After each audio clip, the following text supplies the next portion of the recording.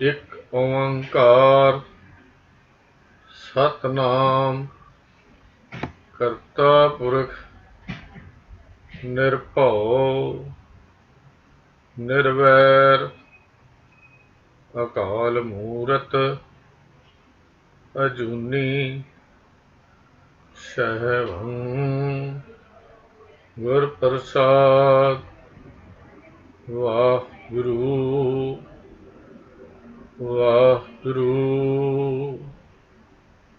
वाहिगुरु वाहिगुरु वाहिगुरु वाहिगुरु वाहिगुरु वाहिगुरु वाहिगुरु।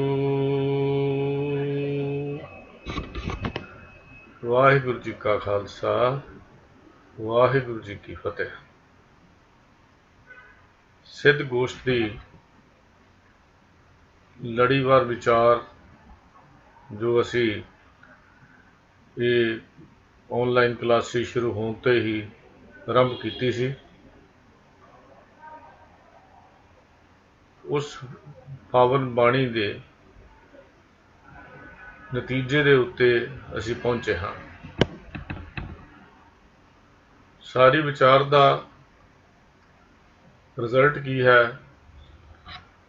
सारी विचार का नतीजा की है। ये लंबी बाणी सी, आप जानते ही हो। इस लंबी बाणी दे विच सवाल ते जवाब, जिन्हों गोष्ठ कहने आ, चर्चा कहने आ, चर्चा का मकसद ही एक दूजे के विचारों को जानना, फिर जिस दे विचार चंगे होण उहदे नाल सहमति प्रगट करना। चंगे का अर्थ जिहड़े विचार गुरु की फिलॉसफी अनुसार, गुरमत अनुसार, सतगुरु गुरु ग्रंथ साहिब जी की बाणी अनुसार ठीक हैं, उन्हां विचारां ते अमल करना। सिद्धा ना लंबी चौड़ी विचार सतगुरु जी की हुई, और 72वीं पौड़ी जिहड़ी असी पिछले वीरवार को आरंभ की सी और पहली पंक्ति की विचार असी कर चुके हैं। उहदे विच सतगुरु जी ने निबेड़ा किया, फैसला दिता। निबेड़े का अर्थ है फैसला, और फैसला गुरु जी कहते मेरा अपना नहीं, ये फैसला भी शब्द का है। क्योंकि सिद्ध गोष्ठ की विचार भी शब्द तो ही आरंभ हुई सी। सच्चे शब्द तो बिना कोई भी ये विकारां दे बंधनां नूं तोड़ नहीं सकता। भटकन नाल, भरमन नाल खलासी नहीं हुंदी जब तक सच्चे शब्द के नाल अपनी प्रीत नहीं पाई जाती। अज रिजल्ट भी सतगुरु जी ने शब्द का ही दिता। शब्द की कहता है, गुरु नानक के विचार शब्द राही प्रगट हुए हैं, और शब्द विच जिहड़े गुरु साहब जी ने आप अंकित किए हैं, आप साडी झोली विच पाए। तो वह जो पौड़ी असी शुरू की सी, शब्द का नबेड़ा सुन तू औदू, बिन नावे जोग न हुई। नामे राते आंदन माते, नामै ते सुख हुई। शब्द का नबेड़ा सुन तू औदू, बिन नामै जोग न हुई। नामे राते अन दिन माते, नामै ते सुख होई। नामै ही ते सब प्रगट होवै, नामे सोझी पाई। बिन नावै भेख करें बहुत तेरे, सच्चै आप खुआई। सतगुर ते नाम पाइयै औदू, जोग जुगत ता होई। कर विचार मन देखो नानक, बिन नावै मुक्त ना होई। सतगुर ते नाम पाइयै औदू, जोग जुगत ता होई। कर विचार मन देखो नानक, बिन नावै मुक्त ना होई।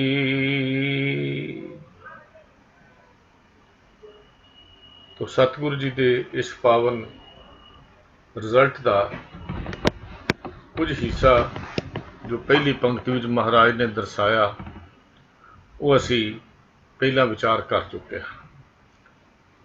तो जिथे असी पहुंचे सां कि नाम तो बिना जोग नहीं हुंदा। नाम की है? शब्द ने फैसला ये दिता, नाम है रब दे गुणा, रब दे गुण।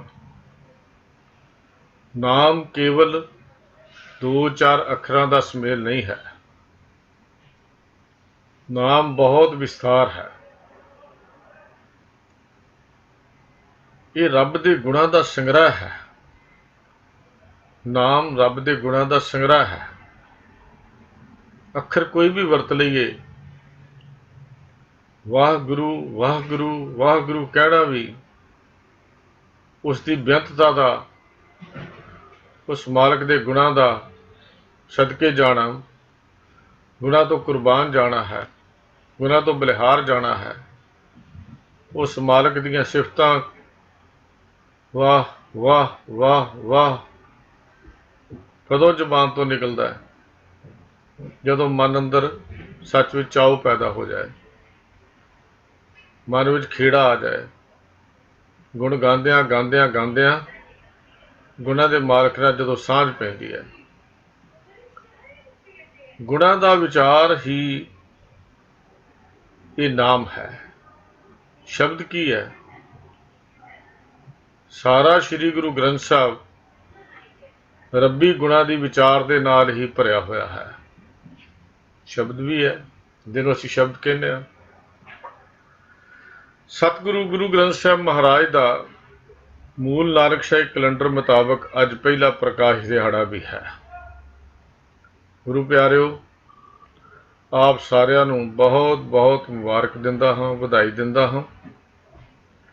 और शब्द के गुणों के जो संग्रह है श्री गुरु ग्रंथ साहब सच्चे पातशाह, वो शब्द का चानन, शब्द की रोशनी, शब्द का प्रकाश वो साडे हिरदियां विच होवे। अंदरों अज्ञान, कूड़, कसत, झूठ, ये अंधेरा दूर होवे और सच का प्रकाश हिरदे विच होवे और सच कहने की जुरत पैदा करिए। शब्द पढ़ते हाँ, कहाउंदे हाँ, सुनते हाँ, सच की गल करते हाँ, पर सच कहण तो झिझकते हाँ, क्योंकि सच आम लोगों को पसंद नहीं हुंदा। सच वेले दे हाकम नूं भी पसंद नहीं हुंदा। सच वेले दे पुजारी धार्मिक आगू नूं भी पसंद नहीं हुंदा। सच राजनीति दे कुर्सियां ते बैठे हुए लोगों नूं भी पसंद नहीं हुंदा। पर गुरु नानक पातशाह ने सच का ढंडोरा दे के, बाबर नूं जाबर कह के, मलक भागो नूं रत पीने, लहू पीने कह के सानू ये जीवन जाच सिखाई सी कि सच नूं सच कहने की जुरत अंदर पैदा करनी चाहिए है। ये शब्द जो गुरु के घर विचों, करतार के घर विचों आया, इन्हें प्रकाश किया। प्रकाश का अर्थ रोशनी है, पर पता नहीं, समझ नहीं आती इन्हें महान खजाने के हुंदियां होयां भी असी हनेरे वाल नूं क्यों भजे जाने हाँ, होर होर ग्रंथां नूं असी क्यों थां दे रहे हाँ, जिन्हां दे उत्ते अथेंटिसिटी दे उत्ते ही अजे तक निर्णय नहीं हो सकिया, असी उन्होंने शब्द के बराबर का दर्जा क्यों दे रहे हाँ। ये साडी कमजोरियां ਕੌਮ ਦੀਆਂ ਕਮਜ਼ੋਰੀਆਂ ਹਨ ਔਰ ਆਉਣ ਵਾਲਾ ਭਵਿੱਖ ਸਾਡੀ ਕੌਮ ਨੂੰ ਕਦੀ ਵੀ ਮਾफ़ ਨਹੀਂ ਕਰੇਗਾ। ਔਰ ਇੱਥੋਂ ਤੱਕ ਵੀ ਜੇ ਇਹ ਕਮਜ਼ੋਰੀਆਂ ਇਸੇ ਤਰ੍ਹਾਂ ਚੱਲਦੀਆਂ ਰਹੀਆਂ ਤਾਂ ਫਿਰ ਇੱਕ ਅਕਾਲ ਪੁਰਖ ਦੇ ਪੁਜਾਰੀ ਆਉਣ ਵਾਲੀਆਂ ਨਸਲਾਂ ਵੱਖ-ਵੱਖ ਦੇਵੀ ਦੇਵਤਿਆਂ ਦੀ ਪੂਜਾ ਹੀ ਕਰਨਗੀਆਂ। ਕਿਉਂ? ਕਿਉਂਕਿ ਜੋ ਉਹਨਾਂ ਨੇ ਪੜ੍ਹਨਾ ਹੈ, ਜੋ ਉਹਨਾਂ ਨੇ ਸੁਣਨਾ ਹੈ, ਜਿਹੋ ਜਿਹੀਆਂ ਕਥਾ ਵਿਚਾਰਾਂ ਸੁਣਨੀਆਂ ਹਨ, ਉਹੋ ਜਿਹੇ ਪ੍ਰਭਾਵ ਅੰਦਰ ਬਣਦੇ ਹਨ, ਉਹੋ ਜਿਹੇ ਵਿਚਾਰ ਬਣਦੇ ਹਨ।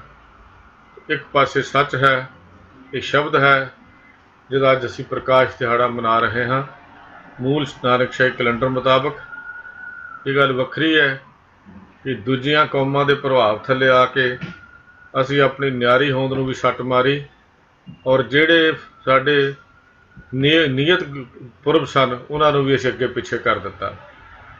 ਹਰ ਸਾਲ ਜਦੋਂ ਤੋਂ ਅਸੀਂ ਛੋਟੇ ਹੁੰਦਿਆਂ ਤੋਂ ਸੁਣਦੇ ਸਾਂ 1 ਸਤੰਬਰ ਨੂੰ ਹੀ ਗੁਰੂ ਗ੍ਰੰਥ ਸਾਹਿਬ ਜੀ ਦਾ ਪਹਿਲਾ ਪ੍ਰਕਾਸ਼ ਦਿਹਾੜਾ ਆਉਂਦਾ ਸੀ, ਪਰ ਪਿਛਲੇ ਕੁਝ ਕੁ ਸਾਲਾਂ ਤੋਂ ਹੁਣ ਪਤਾ ਹੀ ਨਹੀਂ ਲੱਗਦਾ ਕਿ ਕਦੋਂ ਮਨਾ ਲਿਆ, ਕਦੋਂ ਇਹ ਦਿਹਾੜਾ ਆ ਗਿਆ, ਕਦੋਂ ਚੱਲਿਆ ਗਿਆ, ਇਹਦੇ ਬਾਰੇ ਕੋਈ ਸੋਝ ਹੀ ਨਹੀਂ ਹੁੰਦੀ।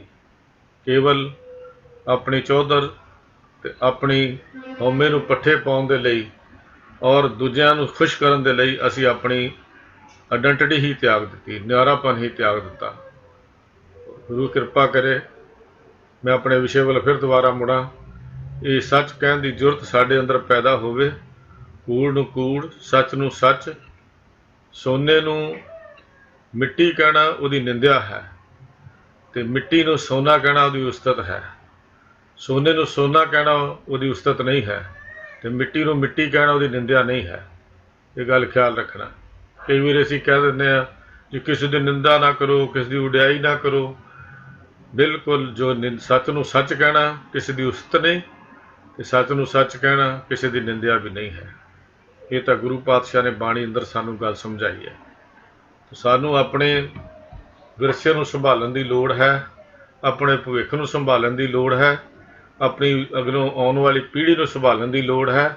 ਅਸੀਂ ਤਾਂ ਕਦੋਂ ਵੀ ਅੱਖਾਂ ਮੀਟ ਜਾਵਾਂਗੇ, ਪਰ ਉਹਨਾਂ ਦੇ ਸਾਹਮਣੇ ਜੋ ਅੱਜ ਬੀਜਿਆ ਜਾ ਰਿਹਾ ਹੈ ਕਿ ਸ਼ਾਇਦ ਉਹ ਕੰਡੇ ਵੀ ਨਾ ਕੱਟ ਸਕਣ, ਇੰਨੀ ਕੁ ਮੁਸ਼ਕਿਲ ਉਹਨਾਂ ਦੇ ਸਾਹਮਣੇ ਅਸੀਂ ਰੱਖ ਦਿੱਤੀ ਹੈ। ਨਿਰਣਾ ਕਰਨਾ ਹੀ ਔਖਾ ਹੋ ਜਾਏਗਾ ਵੀ ਅਸਲ ਵਿੱਚ ਸੱਚ ਕੀ ਹੈ ਅਤੇ ਕੂੜ ਕੀ ਹੈ। ਤੁਸੀਂ ਪਿਛਲੇ ਦਿਨਾਂ 'ਚ ਵਾਪਰੀਆਂ ਘਟਨਾਵਾਂ ਨੂੰ, ਜੋ 5 ਅਗਸਤ ਨੂੰ ਵਾਪਰੀਆਂ, ਸਭ ਕੁਝ ਦੇਖ ਚੁੱਕੇ ਹੋ ਔਰ ਕਿਵੇਂ ਬਹੁ ਗਿਣਤੀ ਧੱਕੇ ਜ਼ੋਰ ਦੇ ਨਾਲ ਸਾਨੂੰ ਉਹਨਾਂ ਦੀ ਔਲਾਦ ਦੱਸਣ 'ਤੇ ਉੱਤੇ ਜ਼ੋਰ ਪਾ ਰਹੀ ਹੈ, ਜਿਨ੍ਹਾਂ ਨੂੰ ਗੁਰੂ ਪਾਤਸ਼ਾਹ ਨੇ ਬਾਣੀ ਅੰਦਰ ਪ੍ਰਵਾਨ ਵੀ ਨਹੀਂ ਕੀਤਾ। ਉਹਨਾਂ ਨੂੰ ਮੁਬਾਰਕ ਹੈ, ਉਹਨਾਂ ਦੇ ਧਰਮ ਹਨ, ਉਹਨਾਂ ਦੇ ਰਹਿਬਰ ਹਨ, ਉਹਨਾਂ ਨੂੰ ਮੁਬਾਰਕ ਹੈ। ਪਰ ਸਾਡੇ ਰਹਿਬਰ ਸ੍ਰੀ ਗੁਰੂ ਗ੍ਰੰਥ ਸਾਹਿਬ ਔਰ ਇੱਕ ਅਕਾਲ ਪੁਰਖ ਹੈ। ਅਸੀਂ ਅਕਾਲ ਪੁਰਖ ਦੇ ਪੁਜਾਰੀ ਹਾਂ, ਅਸੀਂ ਕਿਸੇ ਹੋਰ ਦੇ ਪੁਜਾਰੀ ਨਹੀਂ ਹਾਂ, ਨਾ ਹੀ ਕਿਸੇ ਦੇਹ ਦੇ, ਨਾ ਹੀ ਕਿਸੇ ਸਰੀਰ ਦੇ ਪੁਜਾਰੀ ਹਾਂ। ਅਸੀਂ ਸ਼ਬਦ ਦੇ ਪੁਜਾਰੀ ਹਾਂ। ਸ਼ਬਦ ਸਾਡੇ ਜ਼ਿੰਦਗੀ ਦਾ ਆਧਾਰ ਹੈ। ਇਹ ਅੱਜ ਪਹਿਲਾ ਪ੍ਰਕਾਸ਼ ਹੈ। ਇੰਨਾ ਕੁ ਪ੍ਰਕਾਸ਼ ਅਗਰ ਸਾਡੇ ਸਮਝ ਵਿੱਚ ਹੋ ਜਾਏ, ਸਾਡੇ ਹਿਰਦੇ ਵਿੱਚ ਆ ਜਾਏ, ਇੰਨੀ ਗੱਲ ਹੀ ਸਾਨੂੰ ਸਮਝ ਆ ਜਾਏ ਵੀ ਇਹ ਅੱਜ ਪ੍ਰਕਾਸ਼ ਦਿਹਾੜੇ 'ਤੇ ਅਸੀਂ ਅੰਦਰ ਪ੍ਰਕਾਸ਼ ਕਰਨਾ ਹੈ। ਸਤਿਗੁਰ ਸ਼ਬਦ ਉਜਾਰੋ ਦੀਪਾ, ਬਿਨਸਿਓ ਅੰਧਕਾਰ ਤੇ ਮੰਦਰ ਰਤਨ ਕੋਠੜੀ, ਖੁੱਲ੍ਹੀ ਅਨੂਪਾ ਦਾ ਸਿਧਾਂਤ ਸਾਨੂੰ ਆ ਜਾਏ। ਤੋ ਸ਼ਬਦ ਸੱਚ ਹੈ, ਸੱਚੇ ਦੇ ਘਰ ਵਿੱਚੋਂ ਆਇਆ। ਇਹ ਸੱਚ ਨੇ ਜਿਹਨੇ ਸੱਚ ਨੂੰ ਮਿਲਣਾ ਹੈ, ਸਚਿਆਰ ਨੂੰ ਮਿਲਣਾ ਹੈ, ਸੱਚੇ ਦੇ ਘਰ ਵੀ ਜਾਣਾ ਹੈ, ਉਹਨੂੰ ਸ਼ਬਦ ਦਾ ਰਸਤਾ ਅਪਣਾਉਣਾ ਪਵੇਗਾ ਔਰ ਸ਼ਬਦ ਦੀ ਪੌੜੀਆਂ 'ਤੇ ਚੜ੍ਹ ਕੇ ਹੀ ਉਹ ਸੱਚੇ ਦੇ ਘਰ ਵੀ ਜਾ ਸਕਦਾ ਹੈ। ਮੰਜ਼ਿਲ ਸਾਡੀ ਸੱਚ ਹੈ, ਸੱਚਾ ਨੂੰ ਮਿਲਣਾ ਹੈ, ਪੌੜੀ ਸ਼ਬਦ ਦੀ ਹੈ ਔਰ ਗੁਰੂ ਗ੍ਰੰਥ ਸਾਹਿਬ ਸਾਰਾ ਸਾਨੂੰ ਉਹ ਰਸਤਾ ਦਿਖਾਉਂਦਾ ਹੈ, ਉਹ ਮਾਰਗ ਦੱਸਦਾ ਹੈ ਜਿਸ ਮਾਰਗ 'ਤੇ ਚੱਲ ਕੇ ਅਸੀਂ ਉਸ ਸਚਿਆਰ ਹੋ ਕੇ ਉਸ ਕਰਤਾਰ ਦੇ ਘਰ ਵਿੱਚ ਪਹੁੰਚ ਸਕਦੇ ਹਾਂ। ਕੂੜ ਦੀ ਕੰਧ ਟੁੱਟ ਸਕਦੀ ਹੈ।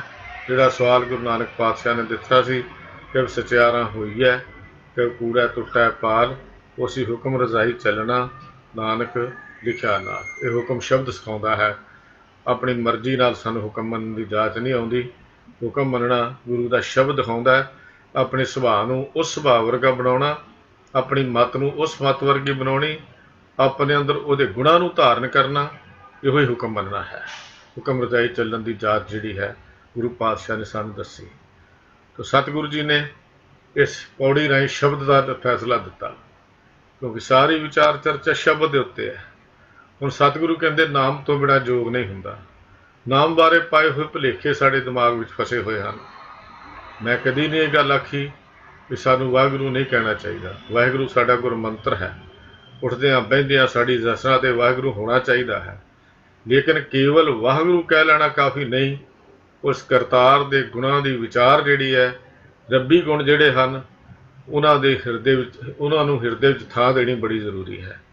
ਵਾਹਿਗੁਰੂ ਜ਼ਬਾਨ ਤੋਂ ਬੋਲਿਆ ਹੋਰ ਚੀਜ਼ ਹੈ, ਤੇ ਵਾਹਿਗੁਰੂ ਬਿਸਮਾਦ ਵਿੱਚ ਆ ਕੇ ਬੋਲਿਆ ਹੋਰ ਚੀਜ਼ ਹੈ। ਜਦੋਂ ਨਾਮ ਦੀ ਗੱਲ ਕਰਾਂਗੇ, ਨਾਮ ਵਿੱਚ ਜੁੜਾਂਗੇ, ਉਹਦੇ ਗੁਣਾਂ ਦੀ ਵਿਚਾਰ ਕਰਾਂਗੇ, ਵਡਿਆਈਆਂ ਵਿਚਾਰ ਕਰਾਂਗੇ। ਜਦੋਂ ਵਡਿਆਈਆਂ ਦੀ ਵਿਚਾਰ ਹੋਏਗੀ, ਅੰਦਰ ਖੇੜਾ ਆਏਗਾ, ਖੁਸ਼ੀ ਆਏਗੀ। ਉਹਦੇ ਵਿੱਚੋਂ ਨਿਕਲਿਆ ਹੋਇਆ ਬੋਲ ਜਿਹੜਾ ਹੈ, ਉਹ ਸੱਚਮੁੱਚ ਵਿਸਮਾਦ ਵਿੱਚ ਲੈ ਕੇ ਚਲਾ ਜਾਏਗਾ। ਉਹ ਹੈ ਸ਼ਬਦ, ਤੇ ਉਹ ਹੈ ਗੁਰੂ ਦੇ ਨਾਮ ਦੀ ਵਿਚਾਰ। ਸਤਿਗੁਰੂ ਜੀ ਕਹਿਣ ਲੱਗੇ, ਹੇ ਸਿੱਧੋ, ਹੇ ਜੋਗੀਓ, ਨਾਮ ਤੋਂ ਬਿਨਾਂ, ਸ਼ਬਦ ਤੋਂ, ਨਾਮ ਤੋਂ ਬਿਨਾਂ ਜੋਗ ਨਹੀਂ ਹੋਣਾ, ਮਿਲਾਪ ਨਹੀਂ ਹੋਣਾ। ਭਾਵ ਰੱਬੀ ਗੁਣਾਂ ਦੀ ਵਿਚਾਰ ਨਾਲ ਹੀ ਮਿਲਾਪ ਹੋਣਾ ਹੈ। ਰੱਬੀ ਗੁਣਾਂ ਨਾਲ ਕੇਵਲ ਵਿਚਾਰ ਨਹੀਂ, ਰੱਬੀ ਗੁਣਾਂ ਨਾਲ ਸਾਂਝ ਪਾਉਣੀ ਵੀ ਓਨੀ ਜ਼ਰੂਰੀ ਹੈ, ਜਿੰਨੀ ਅਸੀਂ ਜੋ ਵਿਚਾਰ ਦੀ ਗੱਲ ਕਰਦੇ ਹਾਂ। ਕਿ ਵਿਚਾਰ ਜਿਹੜੀ ਹੈ, ਇਹ ਕੇਵਲ ਸਾਨੂੰ ਸਮਝ ਬਖਸ਼ਦੀ ਹੈ। ਅੱਗੇ ਸ਼ਬਦ ਦੀ ਵਿਚਾਰ, ਅੱਗੇ ਗੱਲ ਆ ਜਾਏਗੀ, ਗਿਆਨ ਬਖਸ਼ਦੀ ਹੈ। ਲੇਕਿਨ ਗਿਆਨ ਤੋਂ ਉੱਪਰ ਧਿਆਨ ਵੀ ਜਿਹੜਾ ਹੈ, ਉਹ ਵਿਚਾਰ ਵਿੱਚੋਂ ਹੀ ਲੱਗਦਾ ਹੈ। ਗਿਆਨ ਤੇ ਧਿਆਨ ਦਾ ਸੁਮੇਲ ਹੈ ਸਿੱਖੀ। ਕੇਵਲ ਗਿਆਨ ਦਾ ਨਹੀਂ, ਕੇਵਲ ਧਿਆਨ ਦਾ ਵਸਲਾ ਨਹੀਂ। ਇਕੱਲਾ ਧਿਆਨ ਸਾਨੂੰ ਕਰਮਕਾਂਡ ਵਾਲੇ ਪਾਸੇ ਲੈ ਜਾਂਦਾ, ਜਿਹੜੀ ਸ਼ਰਧਾ ਦੀ ਗੱਲ ਹੁੰਦੀ ਹੈ, ਤੇ ਇਕੱਲਾ ਗਿਆਨ ਸਾਨੂੰ ਹੰਕਾਰ ਦੀਆਂ ਟੀਸੀਆਂ ਤੇ ਲਿਆ ਕੇ ਖੜਾ ਕਰ ਦਿੰਦਾ ਹੈ। ਇਹ ਸੁਮੇਲ ਹੈ ਸਾਡੀ ਸ਼ਰਧਾ ਤੇ ਗਿਆਨ ਦਾ।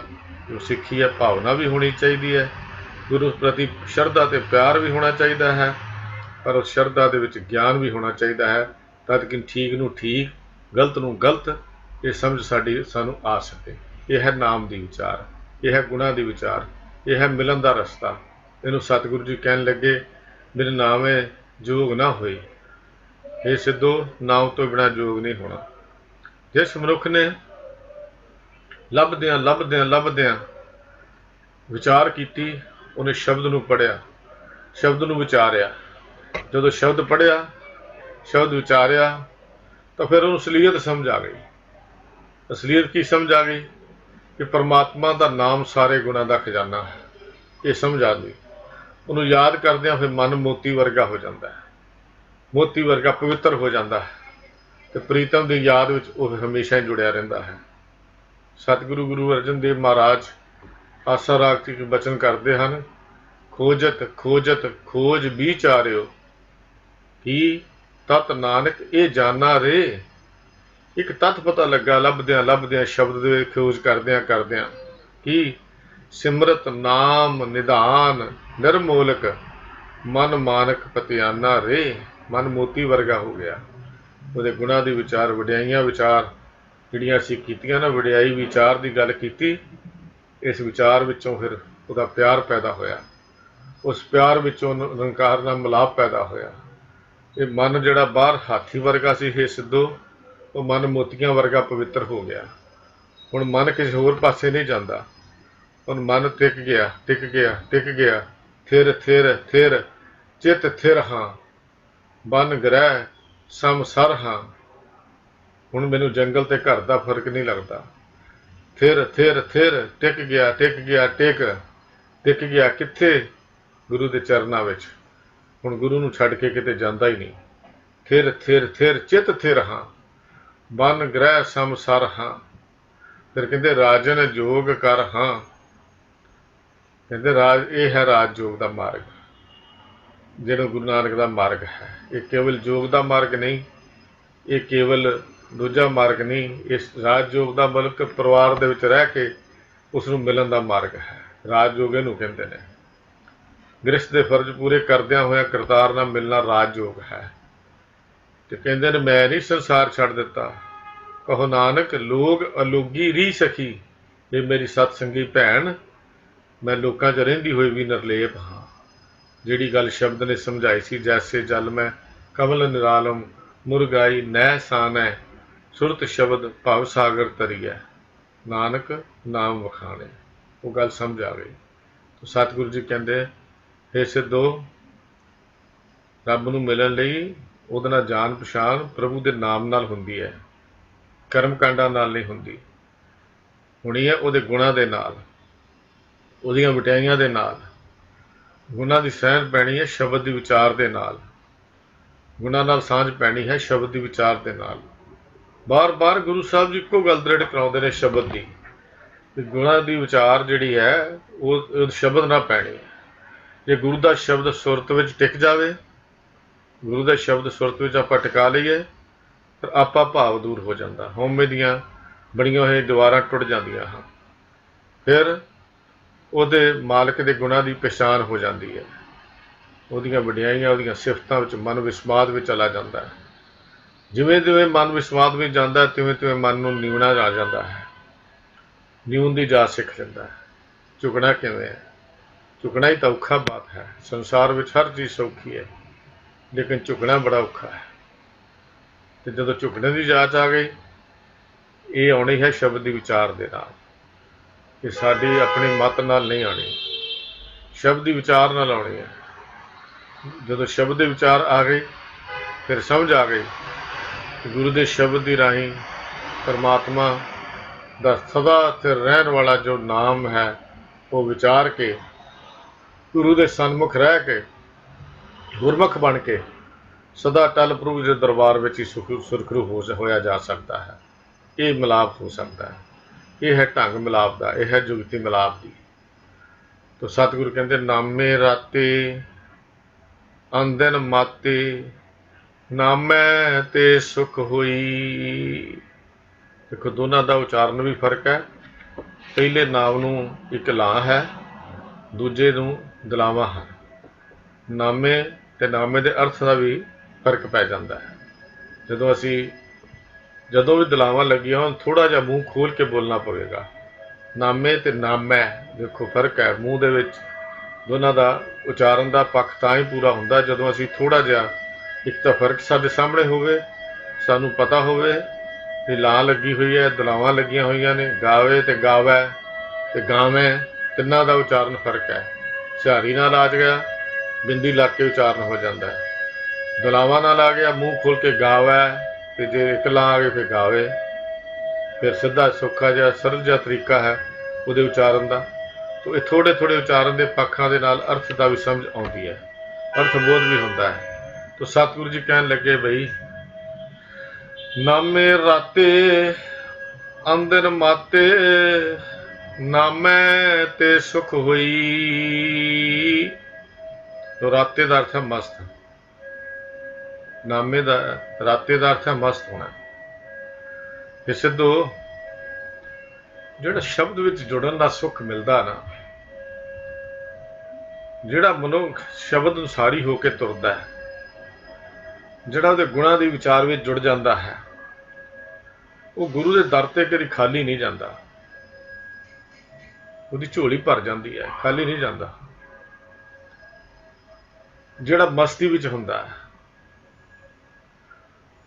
ਨਾਮ ਰੂਪੀ ਖਜ਼ਾਨਾ ਉਹਨੂੰ ਲੱਭ ਪੈਂਦਾ ਹੈ।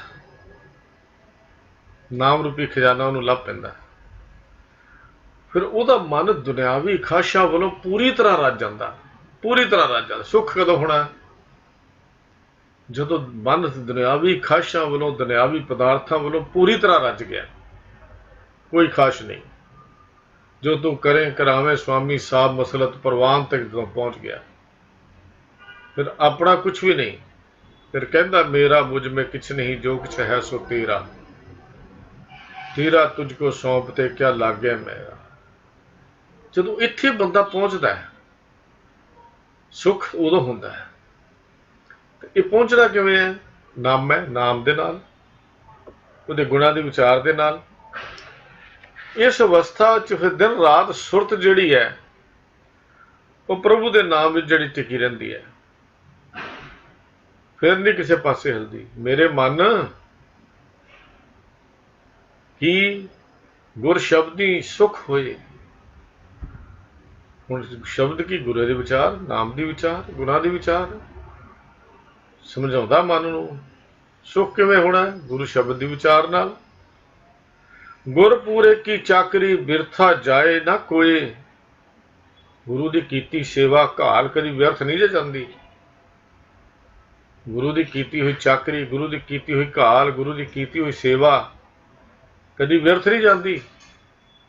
ਇਹਦੇ 'ਚ ਤਾਂ ਹਮੇਸ਼ਾ ਹੀ ਆਨੰਦ ਹੈ, ਇਹ 'ਚ ਹਮੇਸ਼ਾ ਹੀ ਫਲ ਹੈ, ਇਹ 'ਚ ਹਮੇਸ਼ਾ ਹੀ ਰਸ ਹੈ। ਮਿਲਦਾ ਕੀ ਹੈ?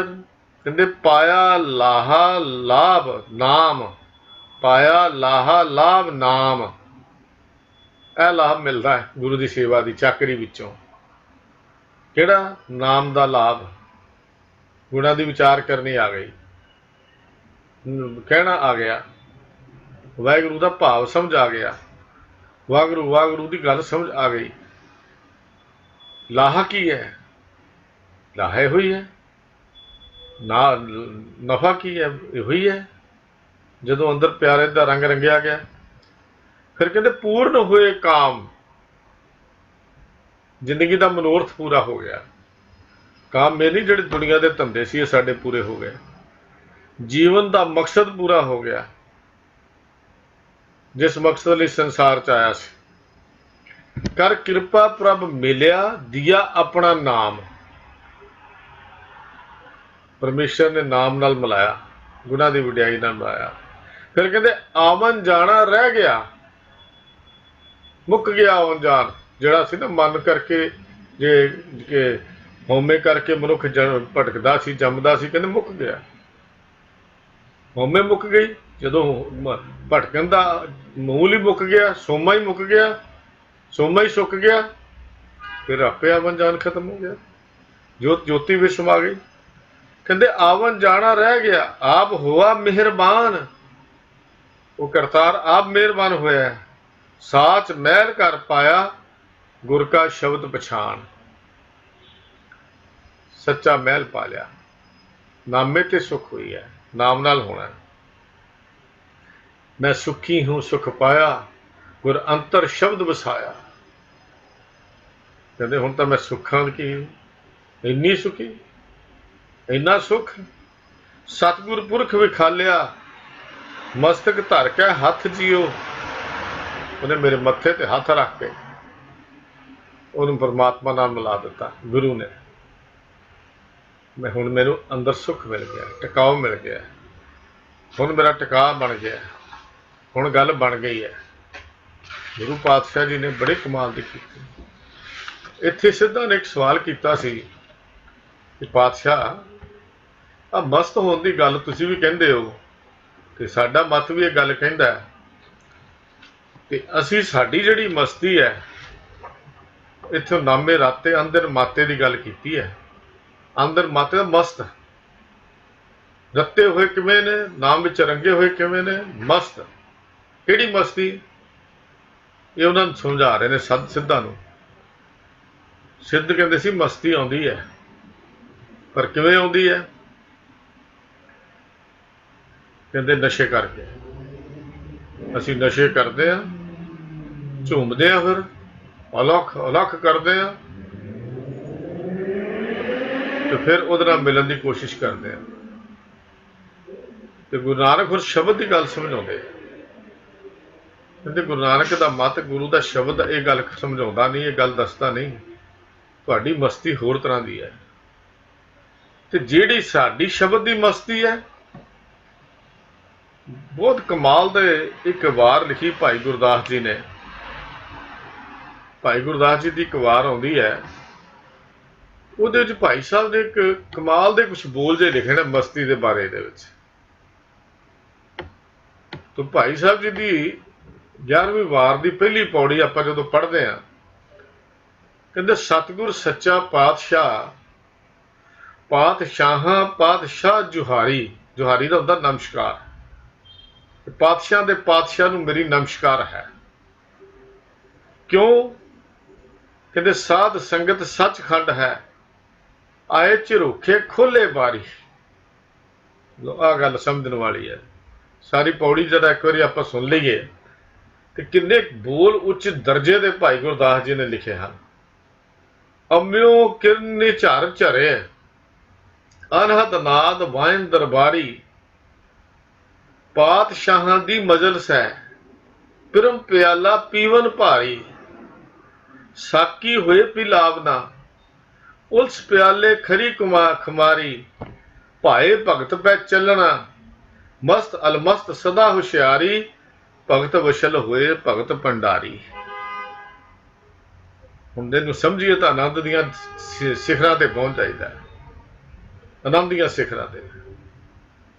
ਭਾਈ ਸਾਹਿਬ ਕਹਿਣ ਲੱਗੇ, ਜਦੋਂ ਵਿਚਾਰ ਚਰਚਾ ਹੁੰਦੀ ਹੈ ਨਾ, ਭਾਈ ਸਾਹਿਬ ਨਾਲ ਵੀ ਵਿਚਾਰ ਚਰਚਾ ਹੁੰਦੀ ਸੀ। ਭਾਈ ਸਾਹਿਬ ਨੂੰ ਸਵਾਲ ਕਰਦੇ ਸਨ ਸਿੱਖ, ਉਹਨਾਂ ਨੂੰ ਪੁੱਛਦੇ ਸਨ, ਅਸੀਂ ਵੀ ਇੱਕ ਦੂਜੇ ਨਾਲ ਵਿਚਾਰ ਚਰਚਾ ਕਰਦੇ ਹਾਂ। ਸਵਾਲ ਕੀਤਾ, ਭਾਈ ਸਾਹਿਬ ਵੇਖਣ 'ਚ ਆਉਂਦਾ ਹੈ ਵੀ ਲੋਕ ਜਿਹੜੇ ਨੇ, ਜਿੰਨੇ ਮਜ਼ਹਬ ਨੇ, ਉਹ ਆਪੋ ਆਪਣੇ ਦੇਵੀ ਦੇਵਤਿਆਂ ਨੂੰ ਨਮਸਕਾਰਾਂ ਕਰਦੇ ਨੇ। ਕੋਈ ਗਣੇਸ਼ ਜੀ ਦੀ ਪੂਜਾ ਕਰਦਾ, ਕੋਈ ਵਿਸ਼ਨੂੰ ਦੀ ਪੂਜਾ ਕਰਦਾ, ਕੋਈ ਹੋਰ ਦੇਵੀ ਦੇਵਤਿਆਂ ਦੀ ਪੂਜਾ ਕਰਦਾ। ਪਰ ਤੁਸੀਂ ਇੱਕ ਗੱਲ ਸਮਝਾਓਗੇ ਕਿ ਨਮਸਕਾਰ ਕਰਨ ਦੇ ਵਿੱਚ ਕੀ ਮਿਲਦਾ, ਕੀ ਹੈ ਤੇ ਵਿਸ਼ਵਾਸ ਕੀ ਹੈ, ਤੇ ਕਿਹਨੂੰ ਨਮਸਕਾਰ ਕਰਨੀ ਹੈ ਜਿਹਨੂੰ ਸਾਨੂੰ ਸਹੀ ਸੇਧ ਮਿਲ ਸਕੇ। ਤੇ ਭਾਈ ਗੁਰਦਾਸ ਜੀ ਦਾ ਜਵਾਬ ਸੀ ਵੀ ਭਾਈਓ, ਜਿਹੜੀ ਗੱਲ ਮੈਨੂੰ ਬਾਣੀ ਦੀ ਵਿਚਾਰ ਕਰਦਿਆਂ ਸਮਝ ਆਈ ਹੈ, ਜਿਹੜੀ ਮੈਨੂੰ ਪ੍ਰੇਰਨਾ ਮਿਲੀ ਹੈ ਕਿ ਨਮਸਕਾਰ ਕਰਨ ਦੇ ਯੋਗ ਕੇਵਲ ਸੱਚੇ ਸਤਿਗੁਰੂ ਹਨ। ਨਮਸਕਾਰ ਕਰਨ ਦੇ ਯੋਗ ਕੇਵਲ ਸਤਿਗੁਰੂ ਹਨ। ਕਹਿੰਦੇ ਨੇ ਮੈਨੂੰ ਇਹ ਗੱਲ ਸਮਝ ਆਈ ਹੈ ਵੀ ਜਿਨ੍ਹਾਂ ਦੇ ਬਰਾਬਰ ਦਾ ਹੋਰ ਕੋਈ ਹੈ ਨਹੀਂ, ਹੋਰ ਕੋਈ ਦੇਵੀ ਦੇਵਤੇ ਸਤਿਗੁਰ ਦੇ ਬਰਾਬਰੀ ਨਹੀਂ ਕਰਦੇ। ਗੁਰ ਜੈਸਾ ਨਾ ਹੀ ਕੋ ਦੇਵ, ਜੋ ਮੈਨੂੰ ਸਮਝ ਆਇਆ। ਪਰ ਜਿਸ ਮਸਤਕ ਭਾਗ ਸੋ ਲਾਗਾ ਸੇਵ, ਜਿਹਦੇ ਮੱਥੇ ਦੇ ਭਾਗ ਹਨ ਉਹ ਸੇਵਾ ਵਿੱਚ ਲੱਗਿਆ। ਜੇ ਸੋ ਚੰਦਾ ਉਗਵੇਂ ਸੂਰਜ ਚੜੇ ਹਜ਼ਾਰ, ਇਤੈ ਚਾਨਣ ਹੁੰਦਿਆਂ ਗੁਰਬਿਨ ਘੋਰ ਅੰਧਾਰ। ਮੈਨੂੰ ਇਹ ਸਮਝ ਆਈ ਹੈ, ਕਈ ਸੈਂਕੜੇ ਚੰਦਰਮਾ ਸੂਰਜ ਚੜ ਜਾਣ, ਪਰ ਉਹ ਗਿਆਨ ਦੀ ਜਿਹੜੀ ਲੋੜ ਹੈ ਉਹ ਨਹੀਂ ਦੇ ਸਕਦੇ। ਵੀ ਸਤਿਗੁਰ ਸੱਚੇ ਪਾਤਸ਼ਾਹ ਦਾ ਪਾਤਸ਼ਾਹ ਹੈ ਜਿਨ੍ਹਾਂ ਨੂੰ ਮੈਂ ਨਮਸਕਾਰ ਕਰਦਾ। ਮੇਰੀ ਨਮਸਕਾਰ ਕੇਵਲ ਆਪਣੇ ਗੁਰਦੇਵ ਨੂੰ ਹੈ। ਪਹਿਲੀ ਗੱਲ ਇਹ ਜੇ ਸਮਝਾਈ ਗਈ। ਸਿਧਾਂਤ ਦੇਖੋ ਕਿੰਨੇ ਹਨ, ਕਿਉਂ ਜੀ ਸਾਨੂੰ ਸੱਚੇ ਪਾਤਸ਼ਾਹ 'ਚ ਕਿਹੜੀ ਵਿਸ਼ੇਸ਼ਤਾ ਨਜ਼ਰ ਆਉਂਦੀ ਹੈ। ਹੁਣ ਅਗਲਾ ਸਵਾਲ ਆ ਗਿਆ ਵੀ ਸੱਚੇ ਪਾਤਸ਼ਾਹ 'ਚ ਕਿਹੜੀ ਵਿਸ਼ੇਸ਼ਤਾ ਨਜ਼ਰ ਆਈ ਤੁਹਾਨੂੰ, ਉਹਨਾਂ ਨੂੰ ਕਿਉਂ ਨਮਸਕਾਰ ਕਰਦੇ ਹੋ। ਤਾਂ ਭਾਈ ਸਾਹਿਬ ਦਾ ਅਗਲੀ ਜਿਹੜੀ ਪੌੜੀ 'ਚ ਜਵਾਬ ਹੈ ਨਾ, ਮਾਲ ਦਾ ਜਵਾਬ ਹੈ। ਕਹਿੰਦੇ ਮੈਨੂੰ ਇਹ ਸਮਝ ਆ ਗਈ ਕਿ ਗੁਰੂ ਦਾ ਟਿਕਾਣਾ ਸਾਧ ਸੰਗਤ ਵਿੱਚ ਹੈ। ਸਾਧ ਸੰਗਤ ਵਿੱਚ ਗੁਰੂ ਦਾ ਟਿਕਾਣਾ ਹੈ। ਕਹਿੰਦੇ ਮੈਨੂੰ ਇਹ ਸਮਝ ਆਈ ਹੈ, ਇਹ ਗੁਰੂ ਨੇ ਸੱਚਖੰਡ ਬਣਾਇਆ ਹੈ ਸਾਡੇ ਲਈ। ਸਤ ਸੰਗਤ ਦਾ ਸੱਚਖੰਡ ਸਾਡੇ ਲਈ ਬਣਾਇਆ ਹੈ। ਸੰਗਤ ਰੂਪੀ ਜਿੱਥੇ ਸੰਗਤ ਹੈ, ਗੁਰੂ ਦੀ ਗੱਲ ਹੁੰਦੀ ਹੈ। ਤੇ ਕਹਿੰਦੇ ਨੇ ਇਸ ਸਤ ਸੰਗਤ ਦੇ ਵਿੱਚ ਗੁਰੂ ਆਪਣੇ ਮੂੰਹ ਦੇ ਝਰੋਖੇ ਵਿੱਚੋਂ ਸ਼ਬਦ ਕਰਕੇ, ਮੂੰਹ ਦੇ ਝਰੋਖੇ ਵਿੱਚੋਂ ਆਏ, ਝਰੋਖੇ ਖੋਲੇ ਬਾਰੀ, ਗੁਰੂ ਆਪਣੇ ਮੂੰਹ ਦੇ ਸ਼ਬਦ ਦੇ ਝਰੋਖੇ ਵਿੱਚੋਂ, ਮੂੰਹ ਦੇ ਝਰੋਖੇ ਵਿੱਚੋਂ ਸ਼ਬਦ ਉਚਾਰਦਾ ਹੈ ਔਰ ਸ਼ਬਦ ਸੁਣਾਉਂਦਾ ਹੈ। ਔਰ ਇਸ ਸਤ ਸੰਗੀਆਂ ਦੇ ਬਾਰੀ ਨੂੰ ਖੋਲ ਕੇ ਸ਼ਬਦ ਉਹਨਾਂ ਦੇ ਹਿਰਦੇ ਵਿੱਚ ਟਿਕਾ ਦਿੰਦਾ ਹੈ। ਜਿਹੜੀ ਬਾਰੀ ਅੰਦਰ ਖੋਲ ਕੇ ਹਿਰਦੇ ਦੀ ਬਾਰੀ ਨੂੰ ਖੋਲਦਾ, ਸਤ ਸੰਗਤ ਦੀ ਗੱਲ ਕੀਤੀ ਭਾਈ ਸਾਹਿਬ ਜੀ ਨੇ। ਕਹਿੰਦੇ ਨੇ ਸਤ ਸੰਗਤ ਦੀ ਬਾਰੀ, ਸਤ ਸੰਗਤ ਵਿੱਚ ਜਾ ਕੇ ਗੁਰਸਿੱਖਾਂ ਦੇ ਜਿਗਿਆਸੂ ਦੇ ਹਿਰਦੇ ਦੀ ਬਾਰੀ ਨੂੰ ਖੋਲ ਕੇ ਗੁਰੂ ਆਪਣੇ ਸ਼ਬਦ, ਸੁੰਦਰ ਉਪਦੇਸ਼ ਜਿਹੜੇ ਹਰ ਸ਼ਬਦ ਦੇ ਰੂਪ ਵਿੱਚ ਉਹਨਾਂ ਦੇ ਹਿਰਦੇ ਵਿੱਚ ਜਾ ਕੇ ਟਿਕਾਉਂਦਾ ਹੈ। ਮੈਂ ਕੁਰਬਾਨ ਕਿਉਂ ਨਾ ਚਾਹਾਂ ਐਸੇ ਸਤਿਗੁਰ ਦੇ, ਬਲਿਹਾਰ ਕਿਉਂ ਨਾ ਜਾਵਾਂ ਐਸੇ ਸਤਿਗੁਰ ਦੇ, ਜਿਹੜੇ ਸ਼ਬਦ ਦੇ ਨਾਲ ਸਾਡੇ ਅੰਦਰ ਨੂੰ ਖੇੜਾ ਲਿਆ ਦਿੰਦਾ। ਤੇ ਕਹਿੰਦੇ ਨੇ ਫਿਰ ਉਤੋਂ ਮਿਲਦਾ ਕੀ ਹੈ, ਅੱਗੋਂ ਮਿਲਦਾ ਕੀ ਹੈ। ਕਹਿੰਦੇ ਨੇ ਭਾਈ ਸਾਹਿਬ ਕਹਿਣ ਲੱਗੇ ਉਸ ਸ਼ਬਦ ਦੀ, ਉਸ ਗੁਰੂ ਦੇ ਮੂੰਹ ਦੀ ਬਾਰੀ ਦੇ ਵਿੱਚੋਂ ਜਦੋਂ ਸ਼ਬਦ ਦੀਆਂ ਨਿਝਰ ਕਿਰਨਾਂ ਝਰਦੀਆਂ ਹਨ, ਆਹਾ, ਜਦੋਂ ਕਿਰਨਾਂ ਝਰਦੀਆਂ ਹਨ, ਸ਼ਬਦ ਦੀਆਂ ਕਿਰਨਾਂ ਜਦੋਂ ਆਉਂਦੀਆਂ ਨੇ, ਇੱਕ ਰਸ ਪ੍ਰਵਾਹ ਚੱਲਦਾ ਸ਼ਬਦ ਦਾ, ਫਿਰ ਕਹਿੰਦੇ ਉਹਦਾ ਆਨੰਦ ਆਪਣਾ ਹੀ ਹੈ। ਜਦੋਂ ਹਿਰਦੇ ਦੀ ਇਸ ਬਾਰੀ ਖੋਲ ਕੇ ਗੁਰੂ ਨੇ ਸ਼ਬਦ ਟਿਕਾ ਦਿੱਤਾ ਨਾ, ਫਿਰ ਉਹ ਜਿਹੜਾ ਉਹਦੀਆਂ ਕਿਰਨਾਂ ਪੈਂਦੀਆਂ ਨੇ, ਉਹਦਾ ਆਨੰਦ ਆਉਂਦਾ ਹੈ। ਉਹ ਝਰਨੇ ਚੱਲਦੇ ਹਨ, ਉਹ ਕਮਾਲ ਦੇ ਹਨ। ਹੁਣ ਅਗਲਾ ਗੱਲ ਕੀਤੀ ਭਾਈ ਸਾਹਿਬ ਜੀ ਨੇ ਵੀ ਦੇਖਣ 'ਚ ਆਇਆ ਦੁਨੀਆ ਦੀਆਂ ਮਜਲਿਸਾਂ ਲੱਗਦੀਆਂ ਨੇ, ਦੁਨੀਆ ਦੀਆਂ ਮਜਲਿਸਾਂ 'ਚ ਵੀ ਪਿਆਲੇ ਪੀਤੇ ਜਾਂਦੇ ਹੈ, ਲੋਕੀ ਨਸ਼ਿਆਂ ਦੀ ਗੱਲ ਕਰਦੇ ਨੇ, ਉੱਥੇ ਮਸਤੀ ਦੀ ਗੱਲਾਂ ਕਰਦੇ ਨੇ, ਜੋਗੀ ਵੀ ਇਹੋ ਕੁਝ ਕਰਦੇ ਸਨ, ਮਸਤੀ ਦੀਆਂ ਗੱਲਾਂ ਕਰਦੇ ਸਨ। ਭਾਈ ਸਾਹਿਬ ਜੀ ਨੇ ਦੇਖੋ ਬਚਨ ਕਿੱਡੇ ਖੂਬਸੂਰਤ ਹਨ ਜੇ ਲਿਖੇ ਹੋਏ। कहते पातशाहां दी मजल से परम प्याला पीवन भारी, साकी हुए पिलावना उस प्याले खरी खुमारी। वाह, कहते खुमारी भाई साहब जी दी बोल देखो किन्ने कमाल दे हैं। ਜਦੋਂ ਮੈਂ ਪਹਿਲੀ ਵਾਰ ਸੁਣੀ ਸੀ, ਲਗਭਗ 40 ਸਾਲ 35 ਸਾਲ ਪਹਿਲਾਂ ਦੀ ਗੱਲ ਹੋਈ, ਕੀਰਤਨ ਕਿਸੇ ਨੇ ਕੀਤਾ ਸੀ, ਉਦੋਂ ਮੈਨੂੰ ਪੂਰੀ ਸਮਝ ਨਹੀਂ ਸੀ ਆਈ, ਪਰ ਜਿਵੇਂ ਜਿਵੇਂ ਇਹਦੇ ਕਿਤੇ ਵਿਚਾਰ ਸਮਝ ਆਉਂਦੀ ਗਈ, ਸੱਚ ਉਹ ਗੱਲਾਂ ਉਹਨਾਂ ਦੀ ਗਾਈ ਹੋਈ ਉਹ ਟਿਊਨ ਮੇਰੇ ਅੰਦਰ ਵੱਜਦੀ ਹੈ ਹਮੇਸ਼ਾ, ਜਿਸ ਢੰਗ ਨਾਲ ਉਹਨਾਂ ਨੇ ਉਹ ਗਾਇਆ ਸੀ। ਜਦੋਂ ਇਹਦੇ ਅਰਥ ਭਾਵ ਸਮਝ ਆਏ, ਇੰਨਾ ਇਹਦੇ 'ਚੋਂ ਆਨੰਦ ਆਉਂਦਾ ਜਦੋਂ ਸੁਣਦੇ ਆ। ਤੇ ਕਿਆ ਕਿੰਨੇ ਡੂੰਘੀਆਂ ਗੱਲਾਂ ਭਾਈ ਸਾਹਿਬ ਨੇ ਸਮਝਾਈਆਂ। ਸਿੱਧ ਕਹਿੰਦੇ ਬਾਬਾ ਮਨ ਮਸਤੀ 'ਚ ਲਿਆਉਣਾ ਹੈ, ਨਸ਼ੇ ਕਰਦੇ ਆ। ਤੇ ਗੁਰੂ ਨਾਨਕ ਕਹਿਣ ਲੱਗੇ ਕਿਹੜੇ ਨਸ਼ੇ ਦੀ ਗੱਲ ਕਰਦੇ ਹੋ, ਕਿਹੜੇ ਨਸ਼ੇ ਦੀ ਗੱਲ ਕਰਦੇ ਹੋ? ਉਹੀ ਗੱਲ ਭਾਈ ਸਾਹਿਬ ਨੇ ਆਪਣੇ ਸ਼ਬਦਾਂ 'ਚ ਲਿਖੀ। ਕਹਿਣ ਲੱਗੇ ਦੁਨੀਆ ਦੀਆਂ ਪਾਤਸ਼ਾਹਾਂ ਦੀਆਂ ਮਜਲਸਾਂ ਦੇ ਵਿੱਚ ਪਿਆਲੇ ਪੀਤੇ ਜਾਂਦੇ ਆ। ਦੇਖੋ ਰਾਜ ਦਰਬਾਰਾਂ ਵਿੱਚ ਕਿਵੇਂ ਪਿਆਲੇ ਪੀਤੇ ਜਾਂਦੇ ਨੇ। ਹੁਣ ਤਾਂ ਆਮ ਹੀ ਹੋ ਗਿਆ, ਰਾਜ ਦਰਬਾਰ ਦੀ ਗੱਲ ਤਾਂ ਵੱਖਰੀ ਹੋ ਗਈ, ਉਹ ਤਾਂ ਹਰ ਕਲੱਬਾਂ ਦੇ ਤੇ ਘਰਾਂ ਵਿੱਚ ਵੀ ਉਹ ਪਿਆਲੇ ਉੱਦਾਂ ਹੀ ਖੜਕਾਏ ਜਾਂਦੇ ਆ। ਪਰ ਕਹਿਣ ਲੱਗੇ ਉਸ ਪਿਆਲੇ ਦਾ ਤੇ ਇਸ ਪਿਆਲੇ ਦਾ ਫਰਕ ਕੀ ਹੈਗਾ?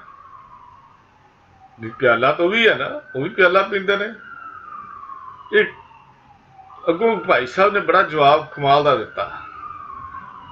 ਕਹਿੰਦੇ ਨੇ ਉਹ ਜਿਹੜੇ ਦੁਨਿਆਵੀ ਪਾਤਸ਼ਾਹ ਦੀ ਮਜਲ ਵਿੱਚ ਪਿਆਲਾ ਪੀਂਦੇ ਨੇ ਉਹ ਝੂਠਾ ਪਿਆਲਾ ਹੈ, ਤੇ ਜਿਹੜਾ ਪਿਆਲਾ ਮੈਂ ਗੁਰੂ ਦੀ ਸੰਗਤ ਵਿੱਚ ਬਹਿ ਕੇ ਪੀਣਾ ਉਹ ਪਿਆਲਾ ਸੱਚਾ ਪਿਆਲਾ ਹੈ।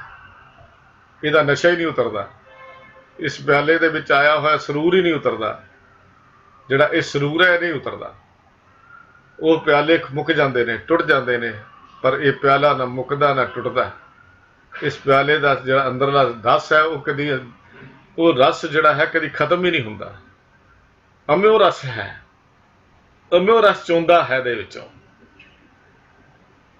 ਪਾਤਸ਼ਾਹ ਜੀ ਤੇ ਗੁਰੂ ਨਾਨਕ ਪਾਤਸ਼ਾਹ ਕਹਿਣ ਲੱਗੇ ਸਿੱਧੂ ਮਸਤ ਲਿਆਉਣਾ ਨਾ, ਇਹ ਹੈਗਾ ਨਾਮੇ ਰਾਤੇ ਅੰਦਰ ਮਾਤੇ। ਇਹਦੀ ਮਸਤੀ ਦੀ ਗੱਲ ਸੁਣੀ ਹੈ ਕਦੀ?